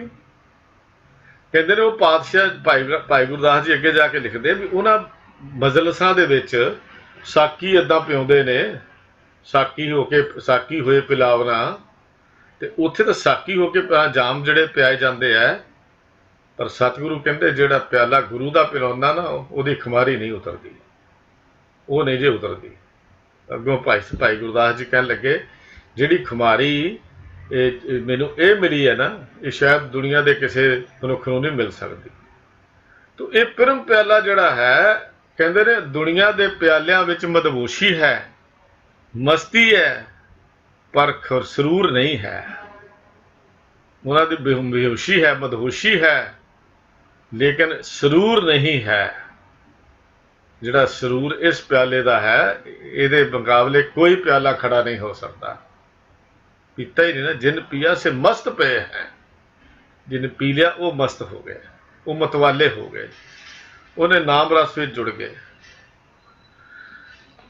ਗੁਰੂ ਸਾਹਿਬ ਜੀ ਗੁਰੂ ਨਾਨਕ ਸਾਹਿਬ ਕਹਿਣ ਲੱਗੇ ਹੈ ਸਿੱਧੋ ਨਾਮੇ ਰਾਤੇ ਅੰਦਰ ਮਾਤੇ। ਸ਼ਬਦ ਇਹ ਗੱਲ ਕਹਿੰਦਾ ਹੈ ਕਿ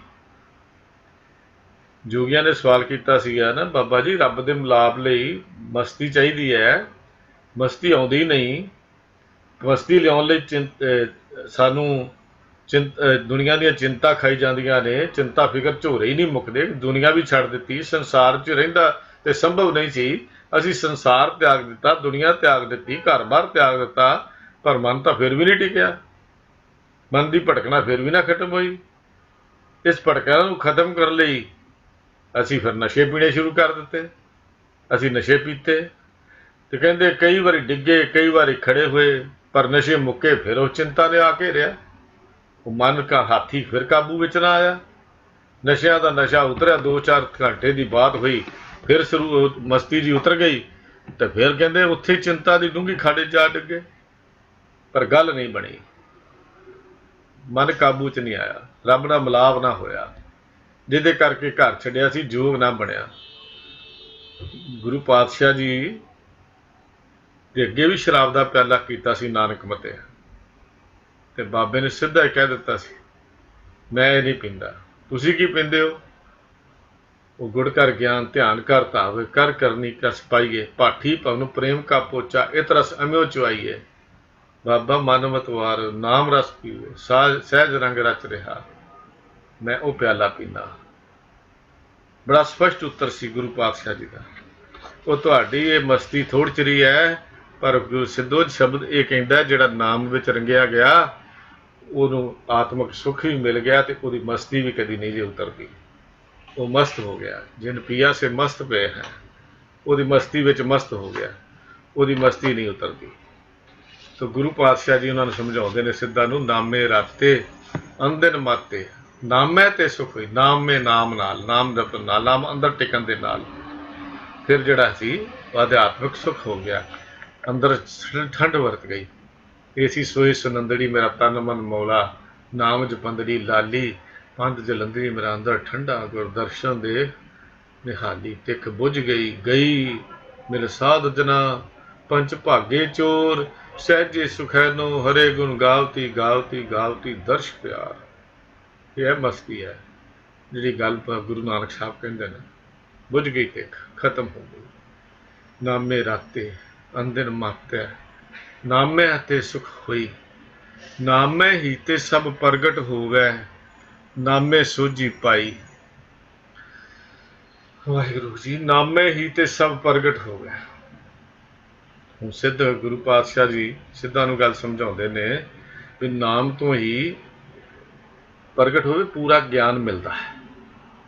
ਨਾਮ ਤੋਂ ਗਿਆਨ ਮਿਲਦਾ, ਉਹਦੇ ਗੁਣਾਂ ਦੀ ਵਿਚਾਰ ਕਰਨ ਤੋਂ ਗਿਆਨ ਮਿਲਦਾ ਹੈ, ਉਹਦੇ ਗੁਣਾਂ ਦੀ ਵਡਿਆਈਆਂ ਦੀ ਵਿਚਾਰ ਕਰਨ ਤੋਂ ਕੀ ਮਿਲਦਾ? ਗਿਆਨ ਮਿਲਦਾ।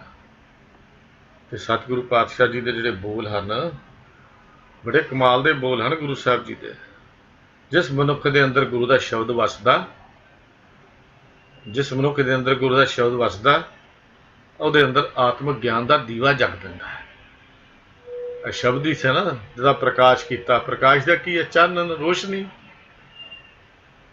ਦਰਬਾਰ ਸਾਹਿਬ ਦੇ ਵਿੱਚ ਪਹਿਲਾ ਪ੍ਰਕਾਸ਼ ਹੋਇਆ, ਭਾਈ ਗੁਰਦਾਸ ਜੀ ਨੇ ਗੁਰੂ ਗ੍ਰੰਥ ਸਾਹਿਬ ਜੀ ਨੂੰ ਲਿਖਿਆ, ਤਤਕਰਾ ਲਿਖਿਆ, 15 ਦਿਨ ਤਤਕਰਾ ਲਿਖਣ ਤੇ ਲੱਗੇ। ਭਾਈ ਗੁਰਦਾਸ ਜੀ ਨੇ 1.25 ਸਾਲ ਦਾ ਸਮਾਂ ਲੱਗਾ ਇਸ ਗੁਰੂ ਗ੍ਰੰਥ ਸਾਹਿਬ ਜੀ ਦੀ ਪੂਰੀ ਲਿਖਾਈ ਕਰਨ ਦੇ ਉੱਤੇ। ਬਾਬਾ ਬੁੱਢਾ ਜੀ ਤਾਬਿਆ ਬੈਠੇ ਤੇ ਹੋਇਆ ਕੀ? ਜਗਮਗ ਨੂਰ ਹੈ, ਜਗਮਗ ਨੂਰ ਹੈ, ਜਗਮਗ ਨੂਰ ਸਾਡੇ ਸਾਹਮਣੇ ਦੇ ਦਿੱਤਾ ਹੈ ਸ਼ਬਦ ਦਾ ਪ੍ਰਕਾਸ਼ ਕਰਕੇ। ਫਿਰ ਸਾਡੇ ਮਨਾਂ 'ਚ ਹਨੇਰਾ ਕਿਉਂ ਹੈ? ਦੀਵਾ ਤਾਂ ਹੈ ਪਰ ਪ੍ਰਕਾਸ਼ ਨਹੀਂ ਕੀਤਾ। ਅਸੀਂ ਪ੍ਰਕਾਸ਼ ਕੀਤਾ ਬਾਹਰ ਗੁਰਦੁਆਰਿਆਂ ਵਿੱਚ, ਆਪਣੇ ਹਿਰਦੇ ਵਿੱਚ ਪ੍ਰਕਾਸ਼ ਨਹੀਂ ਕੀਤਾ। ਅਸੀਂ ਪ੍ਰਕਾਸ਼ ਕੀਤਾ ਘਰਾਂ ਵਿੱਚ, ਪਰ ਹਿਰਦੇ ਵਿੱਚ ਪ੍ਰਕਾਸ਼ ਨਹੀਂ ਕੀਤਾ। ਇਹ ਤਾਂ ਵਿਚਾਰ ਦੇ ਨਾਲ ਗੱਲ ਬਣਨੀ ਹੈ, ਤੇ ਵਿਚਾਰ ਵਿੱਚੋਂ ਮਿਲਦਾ ਹੈ ਗਿਆਨ। ਤੇ ਗਿਆਨ ਕੀ ਨਾਮੇ ਹੀ ਤੇ ਸਭ ਪ੍ਰਗਟ ਹੋਇਆ, ਸੋਝੀ ਹੋ ਜਾਂਦੀ, ਸਾਰੀ ਸੋਝੀ ਹੋ ਜਾਂਦੀ ਹੈ। ਗਿਆਨ ਨਾਲ ਹੀ ਮਾਇਆ ਦੇ ਮੋਹ ਦਾ ਹਨੇਰਾ ਦੂਰ ਹੁੰਦਾ ਹੈ। ਇਹ ਸ਼ਬਦ ਦਾ ਜੋ ਦੀਪਕ ਜਗਦਾ ਤਾਂ ਮਾਇਆ ਦੇ ਮੋਹ ਦਾ ਹਨੇਰਾ ਦੂਰ ਹੁੰਦਾ ਹੈ। ਭਟਕਣਾ ਜਾਲਾ ਮੁੱਕ ਜਾਂਦਾ ਹੈ, ਭਟਕਣਾ ਖਤਮ ਹੋ ਜਾਂਦੀ ਹੈ। ਫਿਰ ਸ਼ਬਦ ਦਾ ਜਦੋਂ ਤਿੱਖਾ ਬਾਣ ਵੱਜਦਾ, ਤਿੱਖਾ ਤੀਰ ਵੱਜਦਾ, ਫਿਰ ਜੀਵਨ ਦੀ ਅਸਲ ਸਮਝ ਉਦੋਂ ਹੀ ਆਉਂਦੀ ਹੈ। ਪਹਿਲਾਂ ਤਾਂ ਜੀਵਨ ਦੀ ਸਮਝ ਹੀ ਨਹੀਂ ਆਉਂਦੀ। ਗੁਰੂ ਸਾਹਿਬ ਜੀ ਕਹਿਣ ਲੱਗੇ, ਅੰਧਕਾਰ ਮਿਟਿਓ ਤੇ ਤਨ ਤੇ, ਗੁਰ ਸ਼ਬਦ ਦੀਪਕ ਪ੍ਰਗਾਸਾ। ਅੰਧਕਾਰ ਮਿਟਿਓ ਤਿਹ ਤਨ ਤੇ, ਗੁਰ ਸ਼ਬਦ ਦੀਪਕ ਪ੍ਰਗਾਸਾ। ਉਸ ਤਨ ਤੋਂ ਹਨੇਰਾ ਹੀ ਚਲਾ ਗਿਆ। ਭਰਮ ਕੀ ਜਾਲੀ ਤਾਂ ਕੀ ਕਾਟੀ, ਕੱਟੀ ਗਈ ਨਾ ਭਟਕਣਾ ਦੀ ਜਾਲੀ। ਕਿਹਦੀ? ਜਾਂ ਕੋ ਸਾਧ ਸੰਗਤ ਵਿਸ਼ਵਾਸਾ, ਜਿਹਨਾਂ ਦਾ ਭਰੋਸਾ ਬਣਿਆ ਗੁਰੂ ਦੇ ਸ਼ਬਦ ਤੇ, ਸਤਸੰਗਤ ਦੇ ਉੱਤੇ, ਵਿਚਾਰ ਦੇ ਉੱਤੇ। ਗਿਆਨ ਮਿਲ ਗਿਆ। ਗੁਰੂ ਨੇ ਦਿੱਤਾ ਕੀ? ਗਿਆਨ। ਬੜੇ ਪਿਆਰੇ ਬੋਲ ਗੁਰੂ ਪਾਤਸ਼ਾਹ ਜੀ ਨੇ, ਗੁਰੂ ਰਾਮਦਾਸ ਜੀ ਨੇ ਸ਼੍ਰੀ ਰਾਗ ਵਿੱਚ ਲਿਖੇ। ਆਮ ਤੌਰ ਦੇ ਉੱਤੇ ਇੱਕ ਸ਼ਬਦ ਪੜ੍ਹਿਆ ਜਾਂਦਾ ਆਨੰਦ ਕਾਰਜਾਂ ਦੇ ਸਮੇਂ। ਜਿਹੜਾ ਜਦੋਂ ਆਨੰਦ ਕਾਰਜ ਹੋ ਜਾਂਦਾ ਨਾ, ਆਨੰਦ ਸਾਹਿਬ ਪੜ੍ਹਨ ਤੋਂ ਬਾਅਦ, ਹਾਲਾਂ ਰਵਾਇਤ ਨਹੀਂ ਹੈ, ਮਰਿਆਦਾ ਵੀ ਨਹੀਂ ਹੈ ਆਨੰਦ ਸਾਹਿਬ ਦੀ ਬਾਣੀ ਪੜ੍ਹਨ ਤੋਂ ਬਾਅਦ ਕੋਈ ਹੋਰ ਸ਼ਬਦ ਅੱਗੇ ਪੜ੍ਹਿਆ ਜਾਵੇ, ਪਰ ਆਨੰਦ ਸਾਹਿਬ ਦੀ ਬਾਣੀ ਪੜ੍ਹਨ ਤੋਂ ਬਾਅਦ ਵੀ ਫਿਰ ਕਈ ਕੁਛ ਹੋਰ ਪੜ੍ਹਿਆ ਜਾਂਦਾ। ਤੇ ਫਿਰ ਇੱਕ ਸ਼ਬਦ ਪੜ੍ਹਿਆ ਜਾਂਦਾ, ਵਿਆਹ ਹੋਆ ਮੇਰੇ ਬਾਬਲਾ, ਗੁਰਮੁਖੇ ਹਰ ਪਾਇਆ। ਹੁਣ ਇੱਥੇ ਵਿਆਹ ਕਿਹੜਾ ਸੀ? ਅਗਿਆਨ ਅੰਧੇਰਾ ਕੱਟਿਆ, ਗੁਰ ਗਿਆਨ ਪ੍ਰਚੰਡ ਬੁਲਾਇਆ। ਪ੍ਰਚੰਡ ਹੁੰਦਾ ਸੂਰਜ ਦੀ ਤਿੱਖੀ ਰੋਸ਼ਨੀ ਨਾਲੋਂ ਵੀ ਤੇਜ਼ ਰੋਸ਼ਨੀ। ਪ੍ਰਚੰਡ ਗੁਰੂ ਦੇ ਸ਼ਬਦ ਨੇ ਸਾਡੇ ਅਗਿਆਨ ਦਾ ਹਨੇਰਾ ਕੱਟ ਕੇ ਉਸ ਸ਼ਬਦ ਦੇ ਸੂਰਜ ਤੋਂ ਤੇਜ਼ ਪ੍ਰਚੰਡ ਸਾਡੇ ਅੰਦਰ ਕਰ ਦਿੱਤਾ। ਗਿਆਨ ਦਾ ਵਿਆਹ ਹੋਇਆ, ਮਿਲਾਪ ਹੋਇਆ। ਮੇਰੇ ਬਾਬਲਾ ਕੀ ਗੁਰੂ ਦੀ ਸ਼ਰਨ ਪੈ ਕੇ ਹਰੀ ਮਿਲਿਆ। ਮਿਲਿਆ ਕੀ ਫਿਰ ਪ੍ਰਾਪਤ ਕੀ ਹੋਇਆ? ਅਗਿਆਨ ਅੰਧੇਰਾ ਕੱਟਿਆ, ਗੁਰ ਗਿਆਨ ਪ੍ਰਚੰਡ ਬੁਲਾਇਆ। ਨਾਮੇ ਹੀ ਤੇ ਸਭ ਪ੍ਰਗਟ ਹੋ ਗਏ। ਫਿਰ ਕੀ ਹੋਇਆ? ਕਹਿੰਦੇ ਬਲਿਆ ਗੁਰ ਗਿਆਨ ਅੰਧੇਰਾ ਬਿਨਸਿਆ, ਹਰ ਰਤਨ ਪਦਾਰਥ ਲਾਧਾ। ਗੁਰੂ ਦਾ ਗਿਆਨ ਦਾ ਦੀਵਾ ਬਲ ਗਿਆ, ਸੂਰਜ ਵੀ ਤੇਜ਼ ਰੋਸ਼ਨੀ ਅੰਦਰ ਚਮਕਾ ਦਿੱਤਾ। ਅੰਧੇਰਾ ਦੂਰ ਹੋਇਆ ਤਾਂ ਲੱਭਿਆ ਕੀ? ਰਤਨ। ਅੰਦਰ ਤਾਂ ਰਤਨ ਹੈ ਨਾ, ਹੀਰੇ ਵਰਗੇ। ਗੁਰੂ ਸਾਹਿਬ ਐਵੇਂ ਥੋੜੀ ਕਿਹਾ ਹੀਰੇ ਜੈਸਾ ਜਨਮ ਹੈ, ਹੀਰਾ ਹੈ। ਲੱਭਿਆ ਕੀ? ਨਾਮ ਦਾ ਰਤਨ ਮਿਲਿਆ। ਹਉਮੈ ਰੋਗ ਗਿਆ, ਦੁੱਖ ਲਾਥਾ। ਦੁੱਖ ਵੀ ਖਤਮ ਹੋ ਗਿਆ, ਹਉਮੈ ਦਾ ਰੋਗ ਖਤਮ ਹੋ ਗਿਆ, ਜਿਹਦੇ ਕਰਕੇ ਜਨਮ ਮਰਨ ਬਣਿਆ ਸੀ। ਆਪ ਆਪੇ ਗੁਰਮਤਿ ਖਾਧਾ। ਗੁਰੂ ਦੀ ਮੱਤ ਨਾਲ ਆਪਣੇ ਹੰਕਾਰ ਨੂੰ ਆਪ ਹੀ ਅੰਦਰੋਂ ਖਾ ਲਿਆ। ਕਿਹਨੇ ਖਾਧਾ? ਗੁਰੂ ਦੇ ਗਿਆਨ ਨੇ। ਜਦੋਂ ਗਿਆਨ ਹੋਇਆ ਤਾਂ ਆਪਣਾ ਹਉਮੈ ਦਾ ਉਹ ਖਾਧੀ ਗਈ, ਮੁੱਕ ਗਈ। ਆਪਣੇ ਅੰਦਰ ਪ੍ਰਗਟ ਹੋਏ ਗਿਆਨ ਨੇ ਖਾ ਲਿਆ। ਸ਼ਬਦ ਦਾ ਦੀਪਕ ਬਲਿਆ, ਗਿਆਨ ਬਲਿਆ, ਉਹਨੇ ਆਪਣੇ ਆਪ ਨੂੰ ਖਾ ਲਿਆ। ਭਾਵ ਹਉਮੈ ਦੇ ਰੋਗ ਨੂੰ ਖਾ ਲਿਆ, ਜਿਹਦੇ ਕਰਕੇ ਆਵਨ ਜਾਨ ਬਣਿਆ ਹੋਇਆ ਸੀ, ਖਤਮ ਹੋਇਆ। ਅਕਾਲ ਮੂਰਤ ਵਰ ਪਾਇਆ ਅਬਨਾਸ਼ੀ, ਨਾ ਕਦੇ ਮਰੇ ਨਾ ਜਾਇਆ। ਵਿਆਹ ਹੋਆ ਮੇਰੇ ਬਾਬਲਾ, ਗੁਰਮੁਖੇ ਹਰ ਪਾਇਆ। ਇਹ ਹੈ ਸ਼ਬਦ ਦੀ ਕਹਾਣੀ। ਇਹ ਹੈ ਨਾਮੇ ਹੀ ਤੇ ਸਭ ਪ੍ਰਗਟ ਹੋਵੇ, ਨਾਮੇ ਸੋਝੀ ਪਾਈ। ਭਰਮ ਦੀ ਜਾਲੀ, ਭਟਕਣਾ ਦੀ ਜਾਲੀ ਜਿਹੜੀ ਹੈ ਉਹ ਕੱਟੀ ਜਾਂਦੀ ਹੈ ਜਦੋਂ ਸ਼ਬਦ ਮਿੱਠਾ ਲੱਗਦਾ ਹੈ, ਜਦੋਂ ਸ਼ਬਦ ਨਾਲ ਪ੍ਰੀਤ ਬਣਦੀ ਹੈ, ਨਾਮ ਹਿਰਦੇ ਵਿੱਚ ਵਸਦਾ ਹੈ ਤੇ ਸ਼ਬਦ ਦੀ ਬਰਕਤ ਨਾਲ ਵਾਹਿਗੁਰੂ ਦੀ ਮਿਹਰ ਦਾ ਦਰਵਾਜ਼ਾ ਖੁੱਲ੍ਹਦਾ ਹੈ, ਉਹਦੀ ਬਖਸ਼ਿਸ਼ ਦਾ ਦਰਵਾਜ਼ਾ ਖੁੱਲ੍ਹਦਾ ਹੈ। ਹਿਰਦੇ ਵਿੱਚ ਆਤਮਿਕ ਜੀਵਨ ਦਾ ਗਿਆਨ ਹੋ ਜਾਂਦਾ ਹੈ, ਅੰਦਰੋਂ ਗਿਆਨ ਪੈਦਾ ਹੋ ਗਿਆ। ਹਰ ਥਾਂ ਵਸਦੇ ਹੋਏ ਪ੍ਰਮਾਤਮਾ ਦੀ ਸਰਵ ਵਿਆਪਕਤਾ ਦੇਖ ਕੇ ਮਨ ਵਿਸਮਾਦ ਵਿੱਚ ਆ ਜਾਂਦਾ ਹੈ। ਮੇਰੇ ਮਨ ਸ਼ਬਦ ਲਗੋ ਗੁਰ ਮੀਠਾ, ਖੁੱਲਿਓ ਕਰਮ ਭਿਓ ਪ੍ਰਗਾਸਾ। ਘਟ ਘਟ ਹਰ ਹਰ ਡੀਠਾ। ਬਖਸ਼ਿਸ਼ ਦਾ ਕਰਮ, ਕਰਮ ਵਾਲੇ ਬਖਸ਼ਿਸ਼, ਉਹਦੀ ਬਖਸ਼ਿਸ਼ ਦਾ ਦਰਵਾਜ਼ਾ ਖੁੱਲਿਆ ਤੇ ਅੰਦਰ ਰੋਸ਼ਨੀ ਹੋ ਗਈ। ਖੁੱਲਿਆ ਕਰਮ ਭਿਓ ਪ੍ਰਗਾਸਾ। ਸਿੱਧੋ ਨਾਮ ਨਾਲ ਪ੍ਰਗਟ ਹੋਣਾ ਹੈ। ਇਹ ਗਿਆਨ ਨਾਮ ਤੋਂ ਮਿਲਣਾ ਹੈ। ਪਰ ਬਿਨ ਨਾਮੈ ਭੇਖ ਕਰੇ ਬਹੁ ਤੇਰੇ, ਸੱਚੈ ਆਪ ਖਵਾਈ। ਕਹਿੰਦੇ ਸੱਚੇ ਨੇ ਖੁਆਰ ਕੀਤਾ ਜਿਨ੍ਹਾਂ ਨੂੰ ਉਹ ਨਾਮ ਤੋਂ ਬਿਨਾਂ ਭੇਖ ਕਰਦੇ ਨੇ। ਭੇਖਾਂ ਨਾਲ ਕਦੀ ਰੱਬ ਨਹੀਂ ਮਿਲਦਾ, ਬਾਹਰਲੇ ਭੇਖ ਨਾਲ ਰੱਬ ਨਹੀਂ ਮਿਲਦਾ। ਬਹੁਤੇ ਭੇਖ ਕਰੇ ਭੇਖ ਧਾਰੀ, ਬਹੁਤ ਭੇਖ ਕਰਦੇ ਨੇ। ਗੁਰੂ ਅਮਰਦਾਸ ਮਹਾਰਾਜ ਦਾ ਬਚਨ ਆਉਂਦਾ ਹੈ, ਭਵ ਭਰਮੇ ਕਾਚੀ ਸਾਰੀ। ਸਾਰੀ ਜ਼ਿੰਦਗੀ ਕੱਚੇ ਹੀ ਰਹਿੰਦੇ ਨੇ, ਭਟਕਣਾ ਵਿੱਚ ਪਏ ਹੋਏ। ਇੱਥੇ ਸੁੱਖ ਨਾ ਆਗੇ ਹੋਏ, ਮਨਮੁਖ ਮੂਏ ਆਪਣਾ ਜਨਮ ਖੋਏ। ਸਤਿਗੁਰ ਸੇਵੇ ਭਰਮ ਚੁਕਾਏ, ਘਰ ਹੀ ਅੰਦਰ ਸੱਚ ਮਹਿਲ ਪਾਏ। ਸਿੱਧੋ ਭੇਖ ਨਾਲ ਨਹੀਂ, ਗਿਆਨ ਨਾਲ ਮਿਲਣਾ ਹੈ। ਮੁੰਦਰਾ ਪਾ ਕੇ ਨਹੀਂ ਮਿਲਣਾ, ਲੰਗੋਟੀਆਂ ਲਾ ਕੇ ਨਹੀਂ ਮਿਲਣਾ, ਸਿਰ ਪਿੰਡੇ ਤੇ ਸਵਾਹ ਮਲ ਕੇ ਨਹੀਂ ਮਿਲਣਾ, ਗੋਦੜੀਆਂ ਪਾ ਕੇ ਨਹੀਂ ਮਿਲਣਾ, ਖੱਪਰ ਹੱਥ 'ਚ ਫੜ ਕੇ ਮੰਗਣ ਨਾਲ ਨਹੀਂ ਮਿਲਣਾ। ਇਹ ਤਾਂ ਖੁਆਰ ਹੁੰਦੀਆਂ ਬਾਤਾਂ ਹਨ। ਇਹ ਤਾਂ ਕਰਤੇ ਨੇ, ਜਿਨ੍ਹਾਂ ਨੂੰ ਖੁਆਰ ਕੀਤਾ ਉਹ ਇਹ ਕੰਮ ਕਰਦੇ ਨੇ। ਨਾਮ ਤੋਂ ਬਿਨਾਂ ਬਿਨ ਨਾਵੇਂ ਭੇਖ ਕਰੇ ਬਹੁਤ ਤੇਰੇ। ਉਹ ਤਾਂ ਭੇਖ ਹੀ ਭੇਖ ਹੈ ਨਾਮ ਤੋਂ ਬਿਨਾਂ, ਤੇ ਨਾਮ ਦੇ ਭੇਖ ਤੋਂ ਭੇਖਾਂ ਨਾਲ ਰੱਬ ਨਹੀਂ ਜੇ ਮਿਲਦਾ।